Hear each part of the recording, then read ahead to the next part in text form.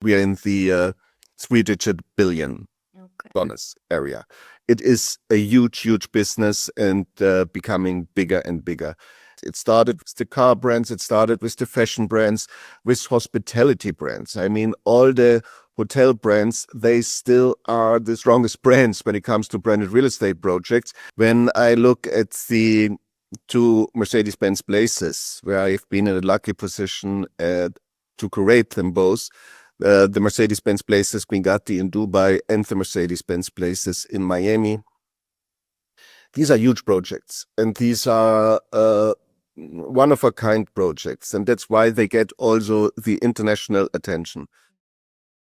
I am a branding believer, not a naming believer.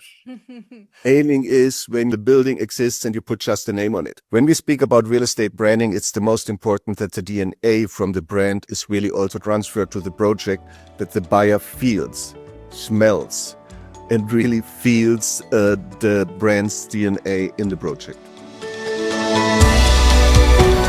Welcome to Luxury on Air, where we explore the trends, innovations, and personalities defining and redefining the luxury industry.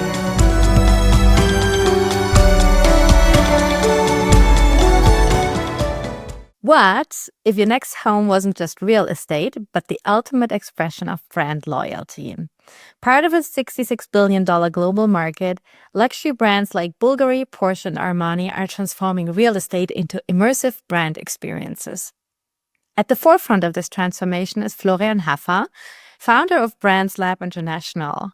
He's a visionary behind Mercedes Benz Places, with landmark developments in Dubai and Miami that are setting new standards for branded living. Florian has over 30 years of experience licensing global icons from Formula One and The Muppet Show to the Oktoberfest.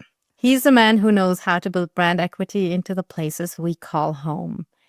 My name is Felicitas Morhart, and this is Luxury on Air. Florian, thank you so much for joining me today. Thank you, Felicitas. It's my pleasure and honor to be here. Florian, you are an absolute first mover in your business. Actually, you developed real estate projects for brands long time before the term branded real estate existed. Can you explain to our listeners how this all began? I wish I could explain it myself. Well, it is a journey which started like 12, 13 years ago for me personally in Miami. Reality is that branded real estate projects are existing for many, many years. And the most famous pioneer in this respect is President Trump. All his Trump towers in the United States, this is real estate branding. However, for me, the story started like 13 years ago in Miami. I was a resident in Miami, and before I became resident, I did what everyone is doing when he's moving to the United States and to Florida especially.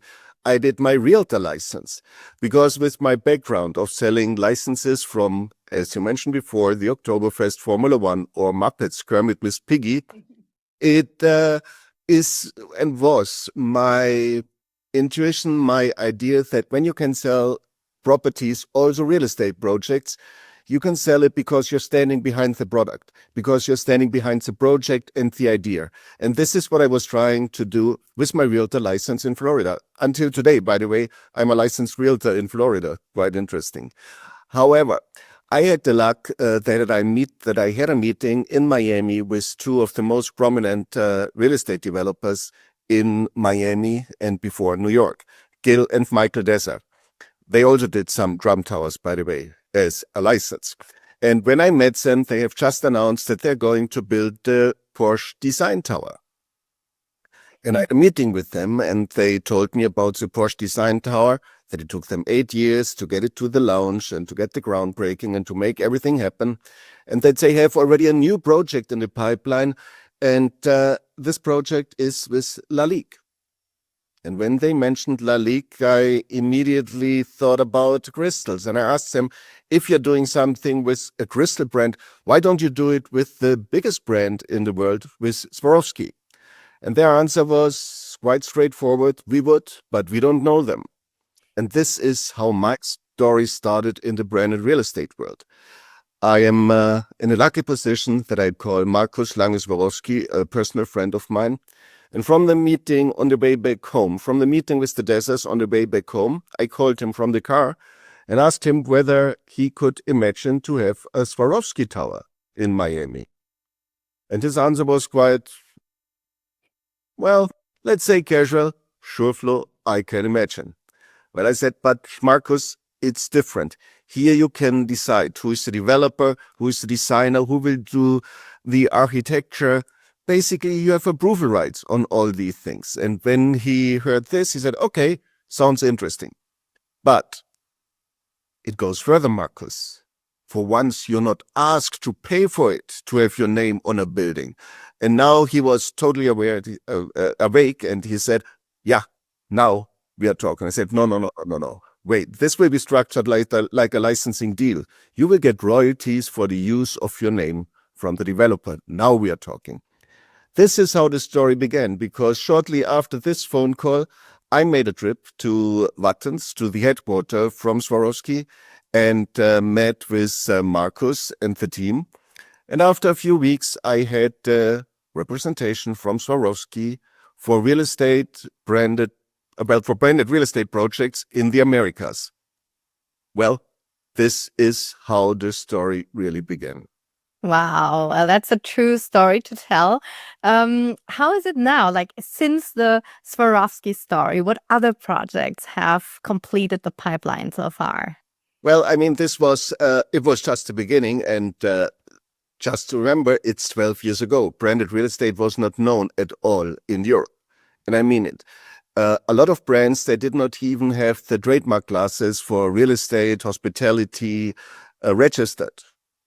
World-class brands. They have not the trademark classes registered for hotels, for residential buildings, and so on. So it was a learning curve.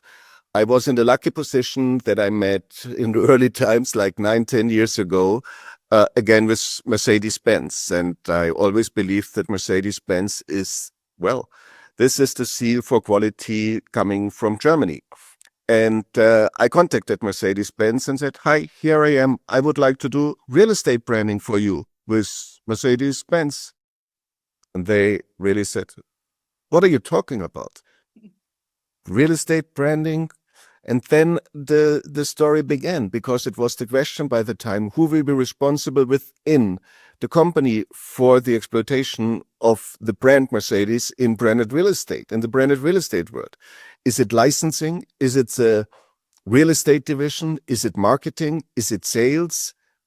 Is it nothing at all? It is licensing.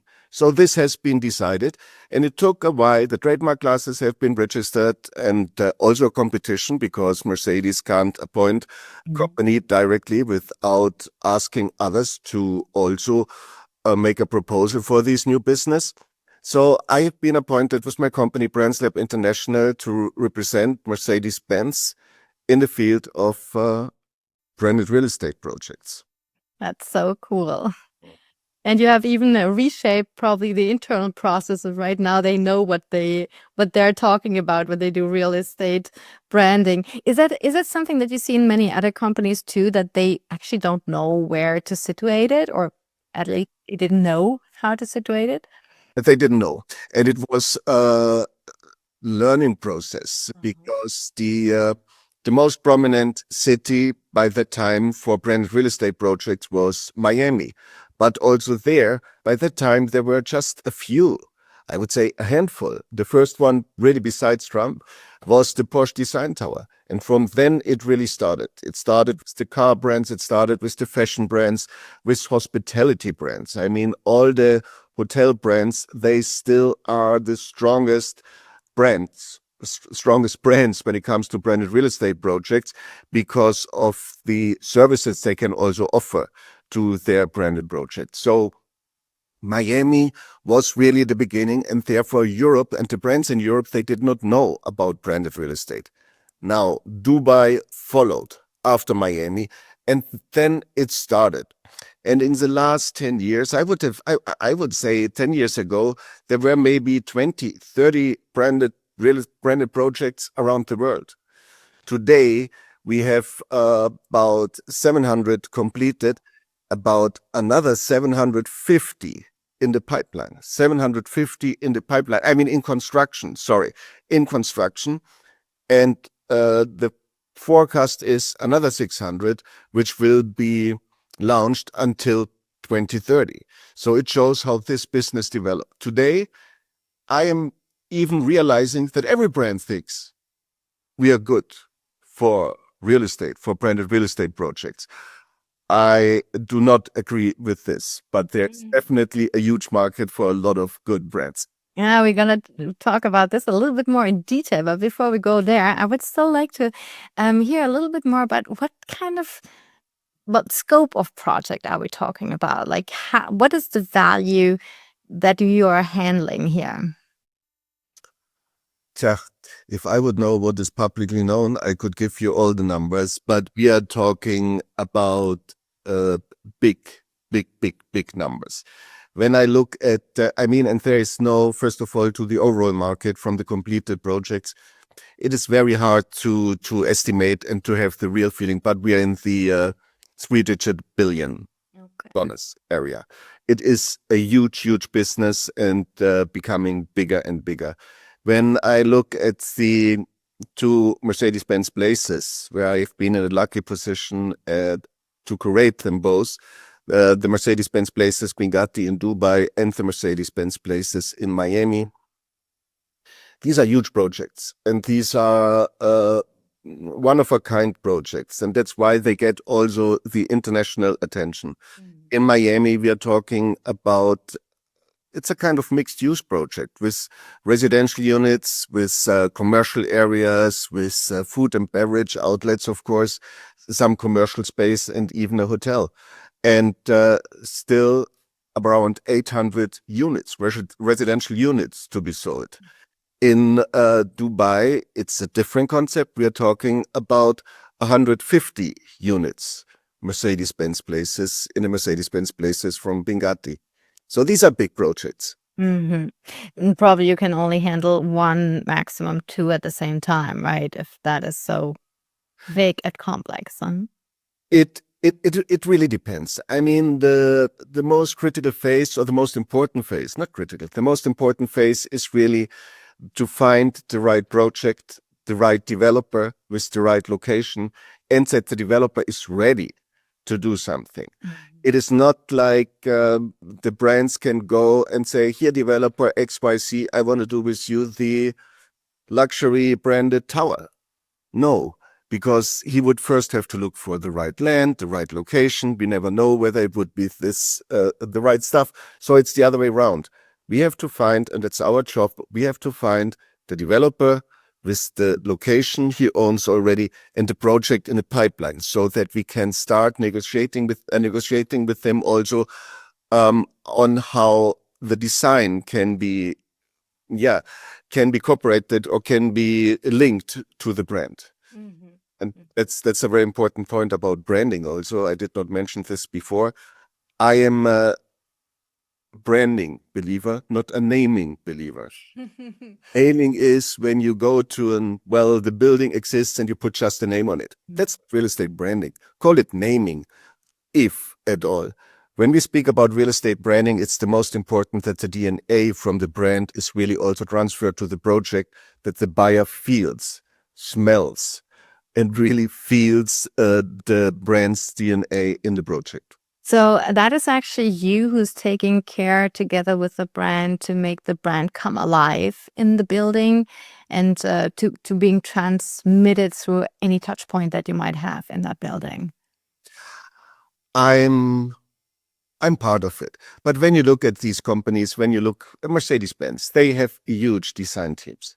They have all the experience when it comes to design, and they're also working with an architectural company to make this really happen. And these teams work together with the design and architectural teams from the developer. So that's really a teamwork. I'm allowed to participate and to be part of it. When it comes to deals, I might be creative. When it comes to design, I'm not really the expert. Better ones. Okay. You just mentioned the examples of the Mercedes Benz projects in Miami and Dubai. Here you have the direct comparison between two markets that probably function pretty differently. And we're still not talking about Europe. So what kind of differences do you see? And is there anything popping up in Europe that you find interesting? It's so hard. I mean, I was resident of Miami, so now I'm back in Munich and I'm traveling to Dubai or the UAE on a regular basis. Miami is still, as I mentioned before, the front runner for branded real estate projects. And Miami, as a real estate market, is currently, I would say, the hottest in North America, of course. Maybe not only in North America. People are going there not only because of the branded residences, also because there are no state income tax and so on. There are a lot of advantages if people move to Miami, same as in Dubai, but I'm coming to Dubai in a minute. So why are branded real estate projects important there? Because these are foreigners. They don't know the city. They don't know the location. They don't know the developer. And when the building has the seal from a brand, they rely on the brand's seal, that the brand really took care, that it's a good location, a good developer, and that the project is developed and built the way you expect it from the brand.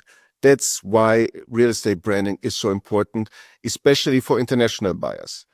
And the same now goes for Dubai. Dubai as a development, I mean, like I've never seen before. And they have a velocity. They can build so fast. They can create new areas, actually, also new areas to build districts, to build quarters, because there is the ruler's family who can make and take this decision, which makes Dubai and the UAE definitely the fastest growing real estate market.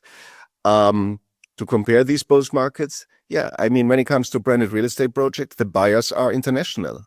The buyers are international. A lot of people are moving to both hubs, also for tax reasons.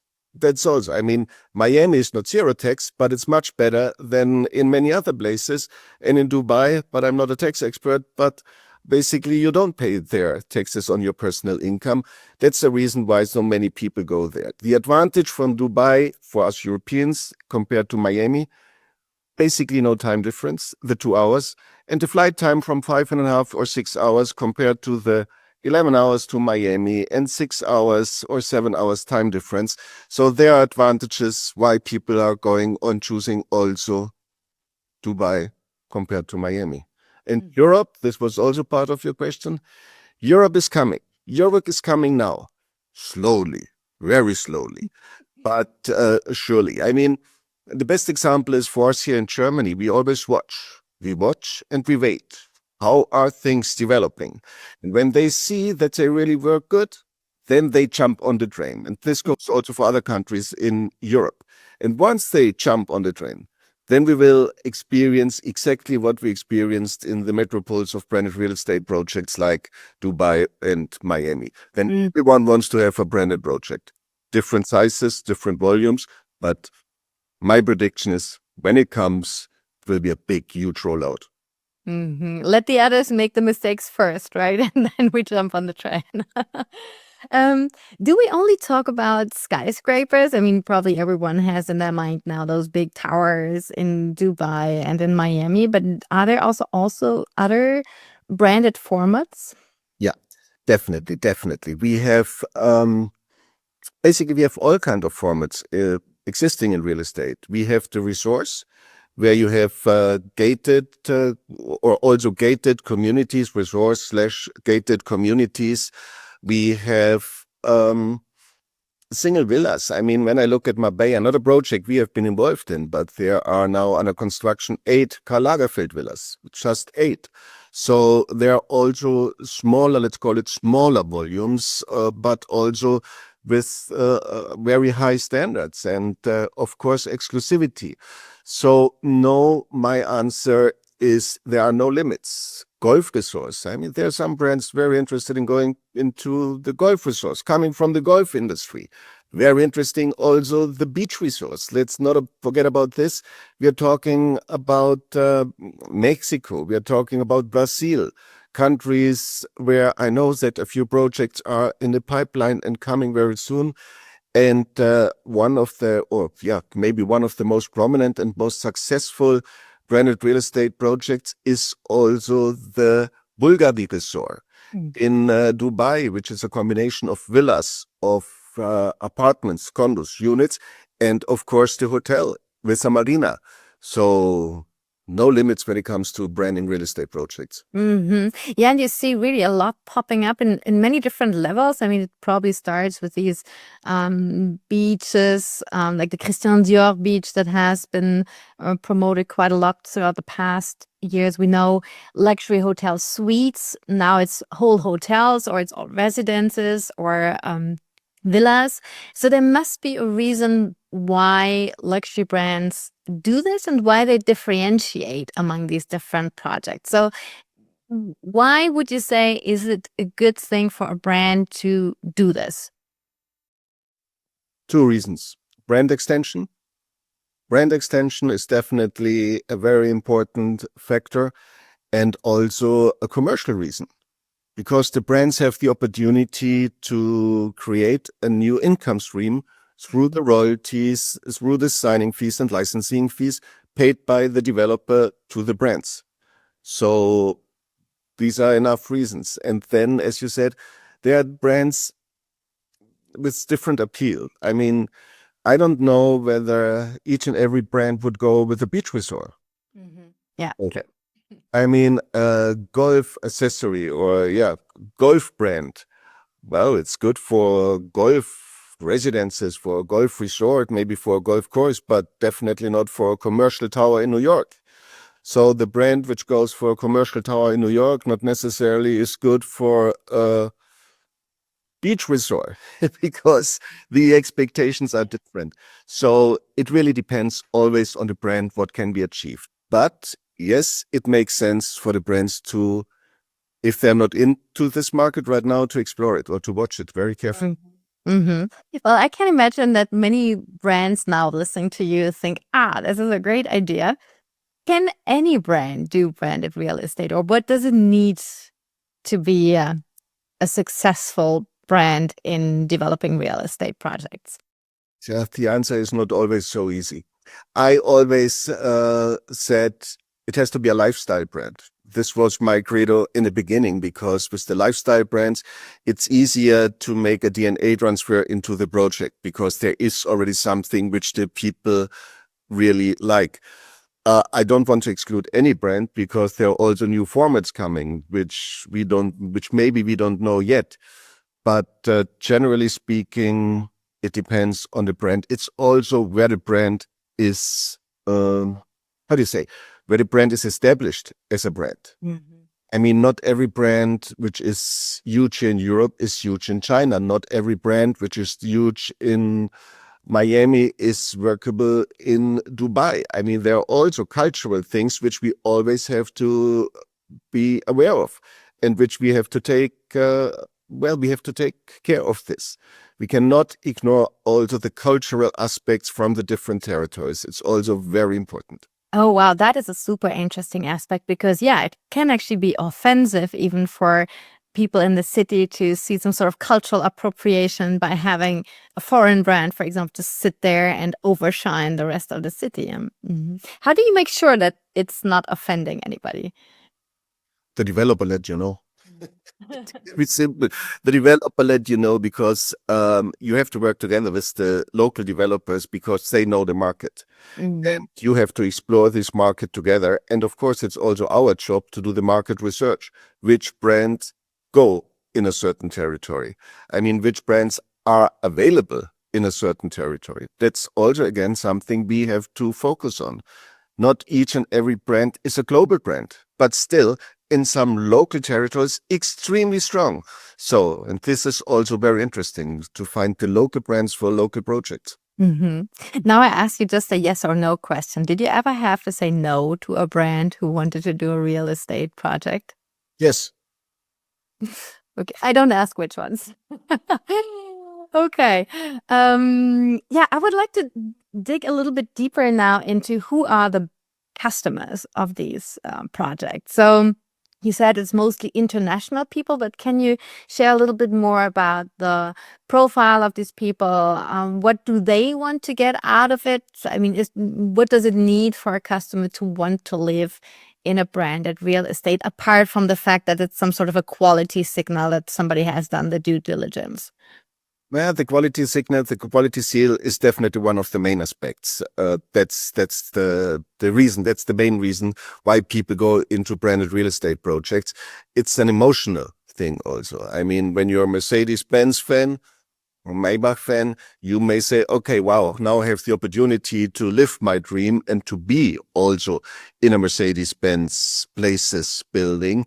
I mean, this is something which is very appealing for a lot of people. When I speak about international buyers, it is extremely important for them to see a brand. There are certain territories, and I don't mention now which territories, where developers brand all their buildings. So when you go from the airport to your hotel, you see 30 XYZ branded projects, and you don't know which one is the best from this developer. So I'm coming again to the point which I had before.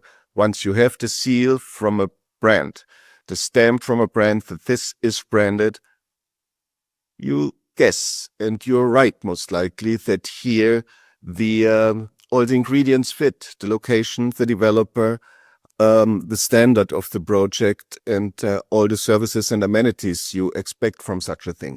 Plus, the resale value from a branded project is much better than from a non-branded project. Why is that so?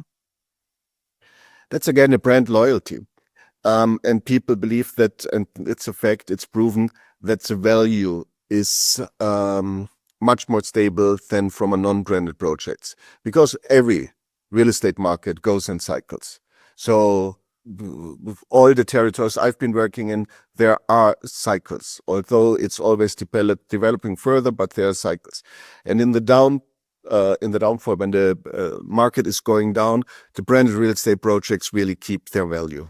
And to what degree is it tied also to the brand value of the brand itself? I mean, we know that brand equity goes up and down too. Do you see any link with the value of those branded projects? Well, of course, the brand value also shows the acceptance of the brand and how established this brand is at certain times. So yes, definitely, the higher the brand value in general is, the more likely is that people are also buying branded projects from these brands. On one side. On the other side, I've seen now a few, let's call it small brands. They get a total different international awareness because they do branded real estate projects in many territories around the world. So it really helps, the real estate branding helps this brand to open new markets also. It's quite interesting. I never expected it. It's also a different philosophy than what I'm following and I would recommend, but they succeed with their philosophy to open new markets. Wow, so it's really a brand awareness tool even for the brand. Okay. And still talking about the customers, is that only super rich people, or is it also like just brand fans who buy such a apartment? In the beginning, it was definitely a business for the rich and super rich business people, and they still have their market. But and now this is the good news. Now there are coming different lifestyle brands also. When you look at Diesel, I'm also allowed to work together with Diesel, the jeans. I mean, it's totally different than a Mercedes Benz Places or a Bulgari residences. You have a different target group. So these are not the super, super rich. These are the super, super cool guys buying a branded real estate project. And this also shows the location. Like Diesel is in Miami, not waterfront. It's in Wynwood. I mean, this is a hot area, loud, vibrant, like Soho in New York in the former times. So I love this area. And Diesel is colorful and is there. Different target group, not the super rich, but brand fetishists. I always say we are all brand fetishists. Everyone who says he's not, I find him at least, or I get him with the watch or the car or whatever. everyone is a brand fetishist. So no, the answer is not just for the ultimate high individuals or the super rich or rich. This is now opening also other segments. And that's a really interesting take on it, because then basically what you do is urban development, right? Because you also make a statement, if the diesel tower is in the cool area, like everyone now knows that this is a cool area, right? Otherwise diesel wouldn't be there. True. That's absolutely true. I wouldn't call it a diesel tower in this respect. It's a different concept. Or diesel residences. So it's a different concept. Also, it's a lot of units, but it's different, not a tower. Maybe as a side question, because we know that many cities have some sort of evolving districts, like the gentrified districts that have not been cool many years ago, but that are now cool, but which might maybe migrate also to yet other districts of the city. Do you see any development of these branded real estate projects migrating with these districts? I don't know whether I give you the right answer. I see that branded real estate projects can open new districts. They make new districts interesting. And especially when you look at, say, UAE, I mean, there are new areas which did not exist a year ago. Suddenly they're building their new cities, basically, what we would consider new cities. When you look at the Asian market, I mean, there are so many, what you say is right. The brands help also to develop certain area. Interesting. Well, then that touches already another question that I had about what is on the horizon. So what is coming up? You said you're also surprised by some developments. What are the new things that you are seeing popping up in the business that you're in? Well, if I would know all of them, it would be so great. And it would be on a beach or so doing this interview. So I'm still in the office, still trying to find these new opportunities. Resource, I believe that there will be more resource than we have today. Branded real estate projects are still, most of them are still residences or towers or mixed use projects.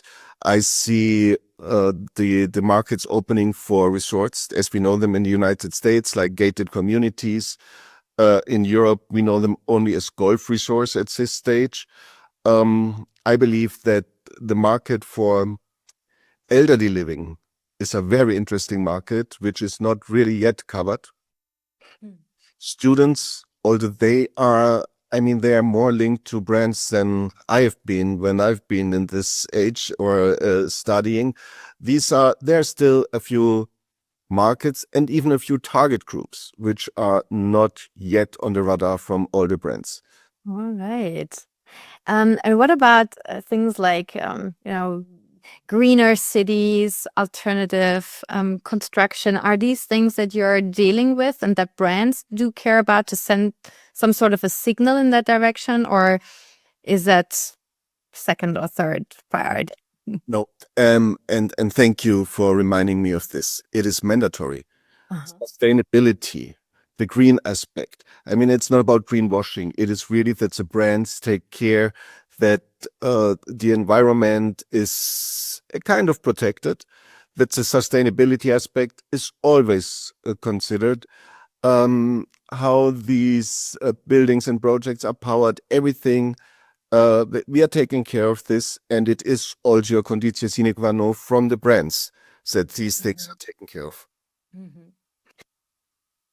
I have two questions left for you. One question is about the past. So when you look at all the real estate projects which are really branding, not just naming, can be yours, can be others. What is the coolest one where you really say this is the coolest realization of that brand in that building? The coolest realization of a brand in a building. That's a tough one, but it's really a tough one. Funny enough, I give you an answer which no one would expect right now. Most likely, it's Baccarat. It's Baccarat because the way it became a brand in the real estate branding business is totally different than expected, because the owner of Baccarat, he just used it because he didn't know what to do with the brand, with the project he had in New York, with the hotel and the residences. So he just called it Baccarat, and it's really a very, very special project. And besides, there are very, very cool projects in the market. I mean, Yeah. yes. So, and some features where you thought this is really very brand specific? Yeah, I mean, of course, when the Porsche Design Tower, Miami again, has been launched, there was the car elevator, or is the car elevator. So each apartment in this building, you can bring your car to the floor. You basically have it next to your living room. It's definitely one of the, by the time, the coolest gimmick or amenity, or however you want to call it, but it's cool. That's probably the stage where you give a name to your car, right? And it's also a stage where the developer called this car elevator Desavator. Desa is the name from him. So he called it Desavator because it was this idea and his dream and invention. But I have to agree, it's a very cool idea. Now I'm coming to my last question for you. What is still a project that you are dreaming of to develop? So talking about the future. A few. There are a few. But one dream, one idea is really to develop a kind of, let's call it city, maybe even a city, districts, or really an entire city, where the brand can bring in all his DNA, or all their DNA, all their ideas, the dream, together with the developer. That's definitely a dream. And another dream is to develop a brand itself for some very special branded real estate projects. Might be an existing brand no one thinks about right now that this brand will enter the real estate market, or really like a new one. Wow. Ask about dreams, so let's dream. Yeah, and well, you have shown your past that you do not only dream, but you put them into reality. I have one challenge for you. I'm still waiting for the Miss Piggy Tower. Yeah. Okay, cool. All right, Florian, I thank you so much for this really refreshing conversation. I personally learned a lot, and I'm pretty sure our listeners too. And I'm very sure that everyone who listened to this episode and who goes to Dubai or Miami will now have a very different look at the skyline and search for the different brands that are popping up. We, of course, wish you all the best for your next projects, and certainly cross fingers for your own brand that you are still dreaming of to become reality. And for you listeners, if you want to know more about Florian Haffa and his company Brands Lab International, you, of course, will find additional information in our show notes of this episode. Until very soon, stay tuned and take care. Bye-bye. Thank you for listening to Luxury on Air with Karine Sagari and Felicitas Morhart. This podcast is provided to you by Deloitte Switzerland and the Swiss Center for Luxury Research. If you've enjoyed this episode, you can leave us a 5-star review. If you're keen to stay up to date on what's trending in the luxury industry, don't forget to subscribe. As always, you can find more information about the current episode in the show notes. We wish you all the best. Until next time.